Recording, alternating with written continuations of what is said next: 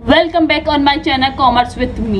मैं आपको बता दूं सेकेंड ईयर के एग्जाम का टाइम टेबल जारी हो चुका है और मैं रेगुलर हर चैप्टर की आपको इम्पोर्टेंट क्वेश्चन बताऊंगी। अगर क्वेश्चन नहीं मिले एग्जाम में तो आप इस चैनल को अनसब्सक्राइब कर देना, मैं ये चैनल डिलीट कर दूंगी।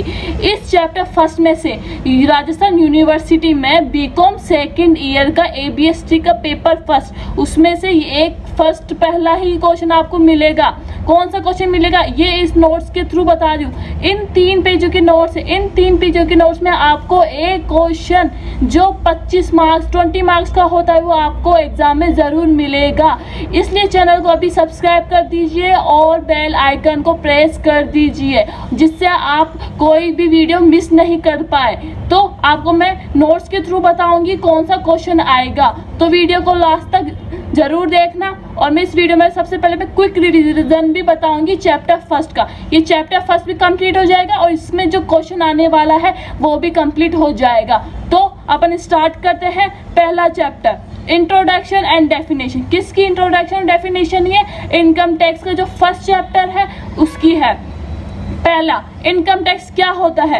Income tax is a direct and progressive tax. जो इनकम टैक्स है वो क्या है? एक डायरेक्ट टैक्स है और प्रोग्रेसिव टैक्स है। Which is impose on income. वो किसके ऊपर इम्पोज होता है? इनकम पर। मतलब इनकम पे लगने वाले टैक्स को क्या बोलते हैं अपन? इनकम टैक्स बोलते हैं। ठीक है, सिंपल मीनिंग है। अब डायग्राम के थ्रू इनकम पे लगने वाला टैक्स इनकम टैक्स, और इनकम टैक्स को क्या बोलते हैं अपन? डायरेक्ट टैक्स भी बोलते हैं। ये आप अगर क्वेश्चन आए income what is income tax तो आपको ये एक्सप्लेन करना है। ठीक है, अब आपको बता दूं इंडिया में 2 टाइप ऑफ टैक्सेस होते हैं, डायरेक्ट टैक्स होते हैं और इनडायरेक्ट टैक्स होता है। अगर आपको क्वेश्चन में पूछ ले कि what is direct tax indirect tax, वो मैं आपको अभी बता रही हूँ।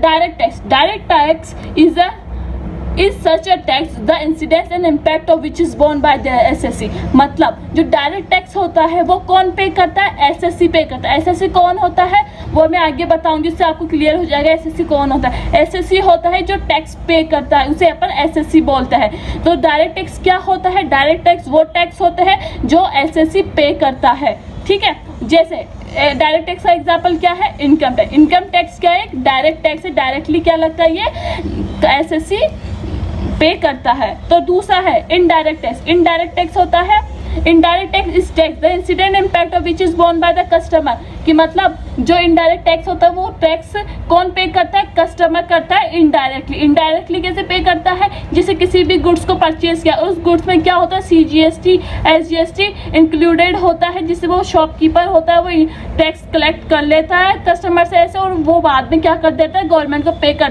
देता है। तो इनडायरेक्टली क्या हुआ? कस्टमर भी पे कर रहा है टैक्स को, तो ऐसे टैक्स को क्या बोलते हैं? इनडायरेक्ट टैक्स बोलते हैं।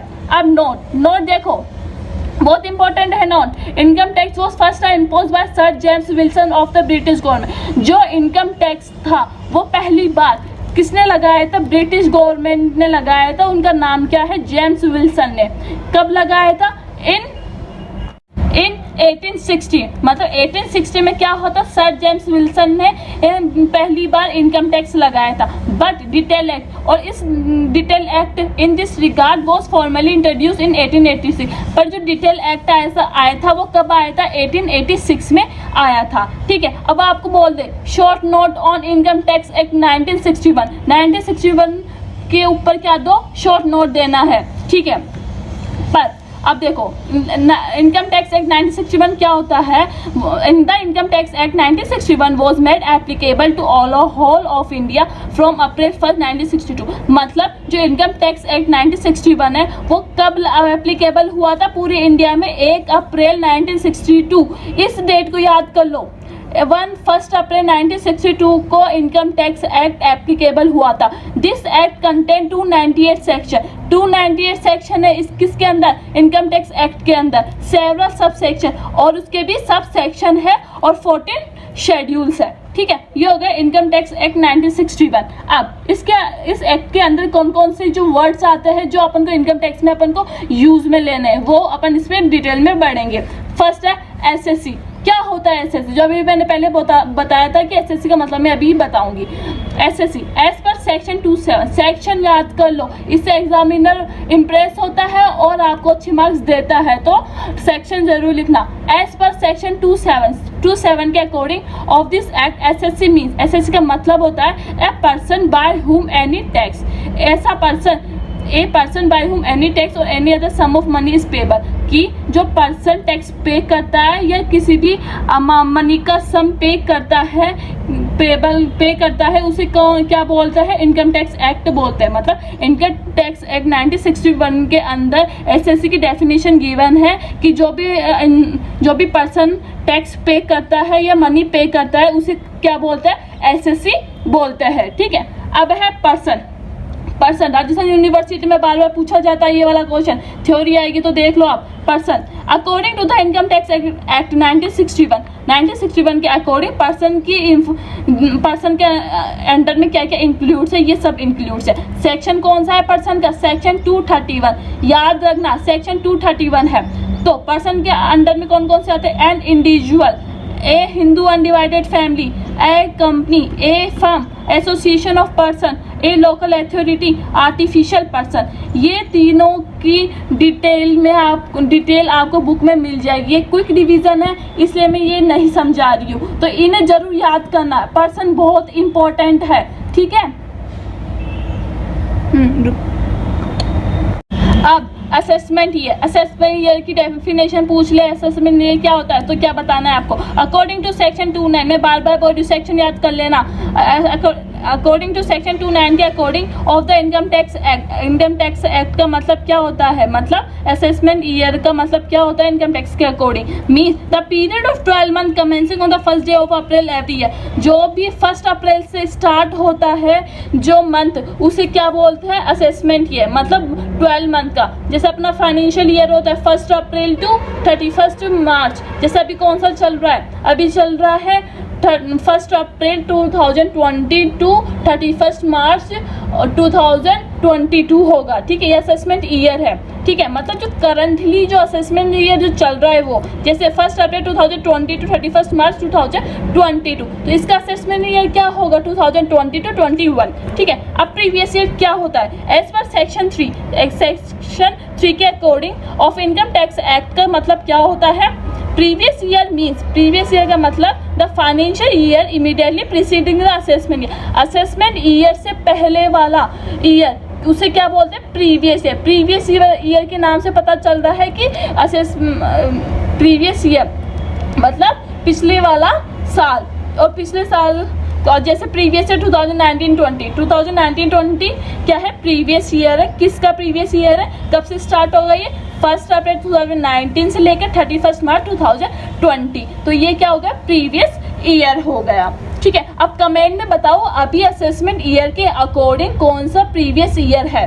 ठीक है, जनरल रूल, ये बहुत इंपॉर्टेंट है, ये बहुत ज़्यादा इस माइंड में रखकर पूरी इनकम टैक्स के क्वेश्चन सॉल्व होंगे। जैसे income of previous year is tax in the assessment year, जो भी अपन ने प्रीवियस ईयर में इनकम कमाई है वो कहाँ टैक्सड होगी, कौन से ईयर में टैक्सड होगी, वो असेसमेंट ईयर में होगी। मतलब अपन ने जो भी पिछले साल जो कमाई है वो कौन से इनकम की टैक्स कब देना होगा, अपन को अभी देना पड़ेगा, इस ईयर में देना पड़ेगा, मतलब उसे असेसमेंट ईयर बोलते हैं। मतलब असेसमेंट ईयर कौन सा होता है, जो चल रहा है, मतलब एक तरह से बोला जाए तो फाइनेंशियल ईयर भी तो, और प्रीवियस ईयर होता है फाइनेंशियल ईयर से पहले वाला, उसे क्या होता है, प्रीवियस ईयर। आई होप आपको समझ में आ गया होगा। अब एक्सेप्शन ऑफ द, इस रूल का एक्सेप्शन, जो रूल मैंने बताया इसके एक्सेप्शन रूल भी है। First, shipping business of a non resident, shipping business of a non resident, income of person living India, body established for short duration, transfer property to avoid tax, discontinuation of business income. अब इसमें से बोल रहे हैं कि जो भी business है, जो भी नॉन रेसिडेंट पर्सन है वो बिजनेस कर रहा है, ठीक है, और उसका आना जाना रहता है तो उसकी इनकम यहाँ टैक्सेबल नहीं होगी। दूसरा पॉइंट है कि जो पर्सन है वो इनकम वो क्या कर रहा है, इंडिया छोड़ के जा रहा है और इनकम इंडिया में कमा लिया, तो उसकी भी टैक्सेबल नहीं होगी प्रीवियस ईयर में। जब वो छोड़ के जाएगा तभी उसकी क्या हो जाएगी, टैक्सेबल हो जाएगी। तो यहाँ इन 5 जगहों पे क्या नहीं होता, प्रीवियस ईयर का रूल अप्लाई नहीं होता, मतलब ये वाला रूल अप्लाई नहीं होता।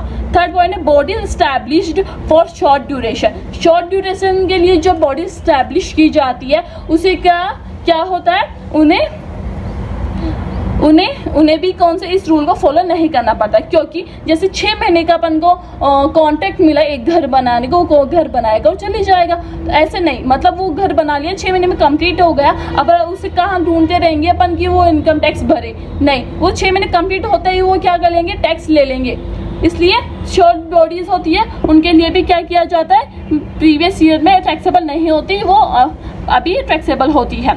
Transfer of property to avoid tax, अब वो टैक्स अवॉइड करने के लिए अगर ट्रांसफर कर दी दूसरे को प्रॉपर्टी तो तभी भी ये रूल अप्लाई नहीं होगा। डिसकंटिन्यूशन बिजनेस का डिसकंटिन्यू ही कर देना तभी भी नहीं होगा। जैसे बिजनेस दिसंबर में डिसकंटिन्यू हो रहा है और 3 साल बचे हैं तो 3 महीने बचे हैं तो 3 महीने को काउंट नहीं करेंगे और जब वो डिसकंटिन्यू है तभी उसका टैक्सेबल कर लेंगे।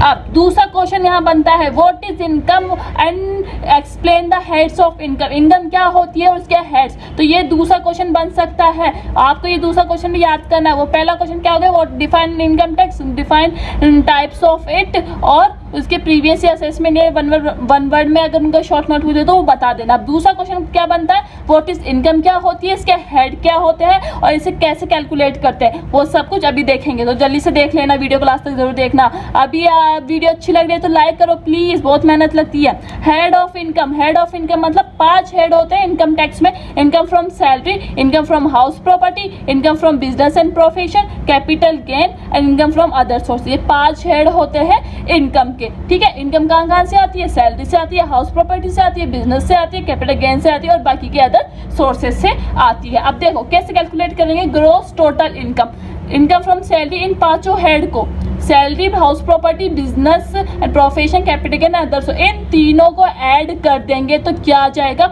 Gross total income. यहाँ एक और क्वेश्चन बन रहा है कि ग्रॉस टोटल इनकम क्या होती है, sum of income from salary, income from house property और ये 5 के हेड के नाम लिखकर समझा देना, income from gross total income. अब डिडक्शन, इसमें क्या कर देते हैं, डिडक्शन लेस कर देते हैं under sector 80C to 80U में, ठीक है। ये आगे एक चैप्टर आएगा, फिर आपको क्या निकल जाएगी, टोटल इनकम निकल जाएगी, ठीक है।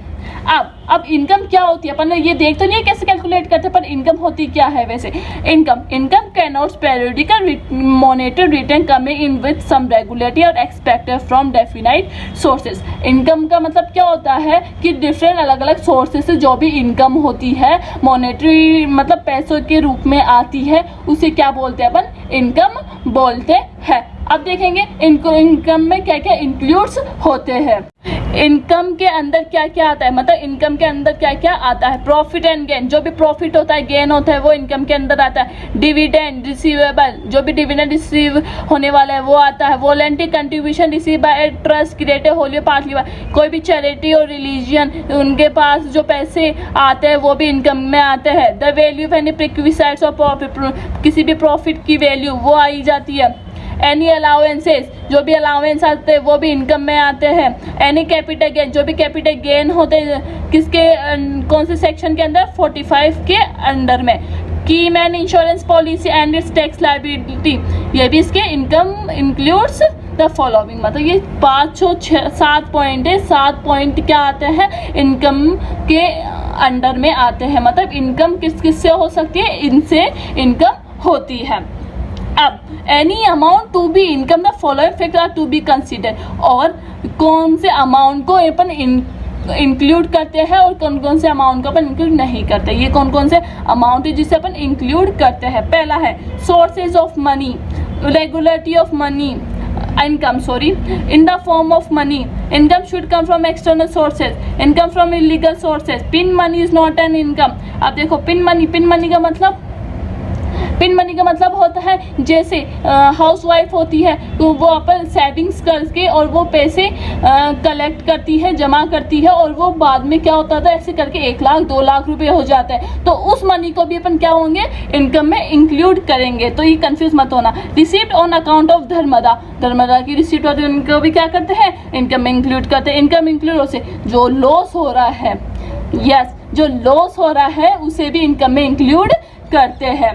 ठीक है। Permanent and temporary sources, increase in price is not treated as income. मतलब जो परमानेंट और टेम्पररी सोर्सेज होते हैं, जैसे परमानेंटली जैसे हाउस प्रॉपर्टी में दे दिया, ठीक है, इनकम आ रही है, वो परमानेंट हो गए। टेम्पररी कुछ समय के लिए आती है इनकम किसी से, तो वो भी इंक्लूड होता है इनकम में। इनकम इंक्रीज इन प्राइस, अगर प्राइस इंक्रीज हो जाती है, is not treated as income, उसे क्या नहीं माना जाएगा, उसे इनकम नहीं माना जाएगा। एप्लीकेशन डाइवर्जन ऑफ इनकम, अब application and diversion of income होती क्या है देखना, ये बहुत जरूरी है देखना। Application of income, application of income का मतलब होता है an employ make deduction from its salary, जो भी एम्प्लॉय की सैलरी होती है उसमें से जो भी कटौती कर लेते हैं, मतलब जो पैसे काट लिए जाते हैं, किसके लिए, इंश्योरेंस प्रीमियम के लिए, प्रोविडेंट फंड के लिए। जैसे पीएफ आपने सुना होगा कि जहाँ भी जॉब करने जाते हो वो पीएफ के अमाउंट काट लिया, और वो कब मिलता है, जब वो आप उस जॉब को छोड़ते हैं और जॉब को छोड़ते हैं तब आपको मिलता है। तो जो भी एम्प्लॉयज़ की सैलरी में से डिडक्शन की जाती है उसे एप्लीकेशन ऑफ मनी कहते हैं। जैसे इंश्योरेंस प्रीमियम, प्रोविडेंट फंड। तो अगर शॉर्ट नोट पूछे तो ये बता देना। अब है diversion of income. Diversion of income होती क्या है, डाइवर्जन ऑफ इनकम होती है if an amount is paid to someone, कोई भी अमाउंट पे किया जाता है किसी भी पर्सन को out of rental income of house, जो भी रेंट आया है घर का उसमें से क्या किया जाता है, किसी भी दूसरे पर्सन को रेंट वो अमाउंट पे किया जाता है as per the court decision, या तो कोर्ट के डिसीजन के बेसिस पे, या as per term of will का मतलब, या मतलब उन्होंने पहले डिसाइड कर लिया है कि इतना अमाउंट जो रेंट्स आया है हाउस से उसे देना है, तो उसे क्या बोलते हैं, डाइवर्जन ऑफ इनकम बोलते हैं। ठीक है। अब मैं बताऊंगी एग्रीकल्चर इनकम, बहुत इंपॉर्टेंट, मोस्ट इंपॉर्टेंट, सच बता रही हूँ, मोस्ट इंपॉर्टेंट। हर साल लगभग ज़्यादा बार जो राजस्थान यूनिवर्सिटी में ये क्वेश्चन आता है, what is agriculture income, kinds of agriculture income, और what is non agriculture income, partly agriculture, ये एक ही पार्ट है। तो ये तीसरा क्वेश्चन यहाँ बनता है एग्रीकल्चर इनकम कि क्या होती है एग्रीकल्चर। अकॉर्डिंग टू सेक्शन 10(1) के according of income tax act, income tax के अकॉर्डिंग जो सेक्शन दी है 10(1), उसमें क्या है, एग्रीकल्चर इनकम को डिफाइन किया गया है। Agriculture income is exempted from income tax. अब देखो एग्रीकल्चर इनकम क्या होती है, एग्जेम्प्टेड होती है, मतलब कर मुक्त होती है इनकम टैक्स में, मतलब इस पे कोई टैक्स नहीं लगता। इनकम टैक्स, एग्रीकल्चर इनकम पे कोई टैक्स नहीं लगता। अब एग्रीकल्चर इनकम में ये 4 कंडीशन सेटिस्फाई होनी चाहिए, मतलब ये 4 कंडीशन होनी चाहिए कि income should be derived from agriculture land, जो भी इनकम हो रही है वो कहाँ से होनी चाहिए, एग्रीकल्चर लैंड से होनी चाहिए। दूसरा, द एग्रीकल्चर लैंड, जो एग्रीकल्चर लैंड जहाँ आप खेती कर रहे हो वो कहाँ से सिचुएटेड होनी चाहिए, इंडिया में होनी चाहिए। ठीक है, इंडिया का रूल फॉलो कर रहे हैं तो एग्रीकल्चर लैंड भी कहाँ होनी चाहिए, इंडिया में होनी चाहिए। थर्ड है, land should be treated as agriculture land. अब लैंड ले लिया, उस लैंड पे एग्रीकल्चर होनी भी चाहिए, उस लैंड को क्या मानना चाहिए, एग्रीकल्चर लैंड भी माननी चाहिए, वहाँ पर खेती होनी चाहिए। और fourth point last, land must be use for agriculture work, और जो एग्रीकल्चर लैंड है वो किसके लिए यूज में होनी चाहिए, एग्रीकल्चर वर्क के लिए यूज में होनी चाहिए। कंडीशन है कि एग्रीकल्चर लैंड ये 4 तरह की होनी चाहिए, इनमें से कोई भी एक होनी चाहिए, तभी आपकी इनकम क्या होगी, एग्जेम्प्टेड होगी। तो पहली क्या है कि वो कहाँ होनी चाहिए, वो एग्रीकल्चर इनकम कहाँ से होनी चाहिए, एग्रीकल्चर लैंड से। और एग्रीकल्चर लैंड कहाँ होनी चाहिए, इंडिया में होनी चाहिए। और एग्रीकल्चर लैंड को क्या मानना चाहिए, लैंड को क्या मानना चाहिए, एग्रीकल्चर लैंड माननी चाहिए। और land must be use for agriculture work, agriculture work के लिए यूज में लेनी चाहिए। अब एग्रीकल्चर वर्क 2 तरह के होते हैं, प्रिलिमिनरी वर्क और सब्सिडरी। प्रिलिमिनरी मतलब जो एग्रीकल्चर करने से पहले जो वर्क होता है वो, सब्सिडरी जो बाद में होता है। ठीक है। अब पढ़ेंगे काइंड्स ऑफ एग्रीकल्चर इनकम कि कितने प्रकार के एग्रीकल्चर लैंड होती है। कि अब रेंट रिसीव्ड ऑन लैंड, अब rent received on land income direct from agriculture पर, कि मतलब जो एग्रीकल्चर इनकम है, ठीक है, उसमें कौन कौन सी इनकम इंक्लूड होगी वो पढ़ेंगे अपन। कि अगर रेंट है, एग्रीकल्चर लैंड से रेंट रिसीव होता है, उसे भी एग्रीकल्चर इनकम माना जाएगा। थर्ड पॉइंट है income derive from sale agriculture. Agriculture से जो भी प्रोड्यूस हो रहा है उसे सेल करने से जो भी इनकम आती है उसे कहाँ इंक्लूड की जाती है, एग्रीकल्चर इनकम में इंक्लूड की जाती है। Fourth point income from processing of agriculture produce. Agriculture produce करने के बीच में जो भी प्रोसेसिंग होती है उससे जो इनकम हो रही है उसे भी क्या माना जाएगा, एग्रीकल्चर इनकम माना जाएगा। Income from building use for agriculture. Income हो रही है किसी भी बिल्डिंग से जो यूज में ली जा रही है, किसके लिए, एग्रीकल्चर के लिए, और बाकी के सारे एग्रीकल्चर इनकम इसमें इंक्लूड होते हैं। ये क्या है, kinds of agriculture income. Non agriculture income. Non agriculture income क्या होती है, मैंने एग्रीकल्चर इनकम समझा दी, उसके टाइप्स समझा दिया, और एग्रीकल्चर इनकम में क्या क्या इंक्लूड होते हैं वो भी बता दिए। और अब मैं बताऊंगी नॉन एग्रीकल्चर इनकम क्या होती है। Income from land use for small market and exhibition. Income हो रही है किसी भी लैंड से, और वो लैंड किस में यूज में आ रही है, स्मॉल मार्केट में के लिए यूज में आ रही है और एग्जीबिशन के लिए यूज में आ रही है, तब उसे क्या मानेंगे, non agriculture income. Non agriculture income क्यों मानेंगे, क्योंकि स्मॉल मार्केट के लिए यूज में हो रही है, एग्रीकल्चर के लिए यूज में नहीं हो रही है। Second, income from poultry farm. Poultry farm से जो भी इनकम होती है वो भी नॉन एग्रीकल्चर इनकम होती है। Income from rent of land. किसी भी लैंड की रेंट आ रही है और वो लैंड किसके लिए यूज में हो रही है, गोडाउन के लिए यूज में हो रही है, तो भी नहीं, उसे भी क्या मानेंगे, नॉन एग्रीकल्चर इनकम मानेंगे। रेमुनरेशन रिसीव हो रहा है मैनेजर को, कौन से, from agriculture purpose. Agriculture purpose के लिए मैनेजर रखा, उस मैनेजर को रेमुनेशन दिया जा रहा है, उसे एग्रीकल्चर इनकम में इंक्लूड नहीं करेंगे, उसे नॉन एग्रीकल्चर इनकम मानेंगे। Income from land use for making bricks. Bricks बनाए मतलब ईंट बनाने के, जो भी ईंट बनाने के लिए लैंड यूज में आ रही है और उससे जो इनकम होती है उसे भी नॉन एग्रीकल्चर इनकम मानते हैं। Income from dairy farm. Dairy farm से जो भी इनकम हो रही है उसे भी नॉन एग्रीकल्चर इनकम मानते हैं। अगर सोल्ट फ्रॉम सी वाटर से सोल्ट बनाया जा रहा है, उससे जो इनकम होती है उसे भी नॉन एग्रीकल्चर इनकम मानता है। Salary of employees of an agriculture firm. Agriculture firm से जो भी एम्प्लॉयज को सैलरी दी जा रही है उसे भी नॉन एग्रीकल्चर। अब लास्ट पॉइंट है partly agriculture income. Partly agriculture income क्या होती है, कुछ पार्ट तो एग्रीकल्चर इनकम का होता है, कुछ पार्ट नॉन एग्रीकल्चर इनकम का होता है। ऐसे कौन कौन से प्रोडक्ट है, वो 3 प्रोडक्ट है। इन प्रोडक्शन फ्रॉम टी मतलब जो चाय होती है उससे जो प्रोडक्शन होता है वो एग्रीकल्चर इनकम भी होती है उससे, और नॉन एग्रीकल्चर इनकम भी होती है। रबर और ये कॉफ़ी, ठीक है, कॉफ़ी लिखा हुआ है। तो इन तीनों के लिए क्या होता है, ये पार्टली एग्रीकल्चर इनकम होती है। इसमें क्या होता है, ये कुछ पार्ट तो एग्रीकल्चर इनकम का होता है, कुछ पार्ट नॉन एग्रीकल्चर इनकम का होता है। क्योंकि जैसे टी का प्रोडक्शन करते हैं तो वो बिजनेस के लिए करते हैं। बिजनेस क्या होता है, बिजनेस के लिए ये सेल करते हैं, टी की खेती करते हैं तो बिजनेस के लिए करते हैं, तो कुछ पार्ट उसे बिजनेस इनकम भी मानते हैं। जैसे एग्रीकल्चर इनकम का 60% मानते हैं, जब भी क्वेश्चन करेंगे तो एग्रीकल्चर इनकम का 60% मानेंगे। बिजनेस इनकम कितनी होती है, 40%। मतलब 1 लाख की इनकम हुई, 1 लाख की इनकम पे जो 60% होगा वो तो एग्रीकल्चर इनकम होगी, उस पर क्या नहीं लगेगा, टैक्स नहीं लगेगा, और जो 40% की जो इनकम है उस पर टैक्स लगेगा। ऐसे होता है इसमें। ऐसे रबर में 65 और 35%, कॉफी में 75 और 25%। अब मैं आपको 3 क्वेश्चन बताया था कि व्हाट इज इनकम, इनकम क्या होती है। पहला question, what is income, income क्या होती है, ठीक है। एंड टाइप्स, इसके टाइप्स बताए मैंने, और इसके क्या बताए मैंने, ये 3 चीजें बताए थे इनकम के बारे में। पहला क्वेश्चन आपको ये मिल जाएगा इनकम का।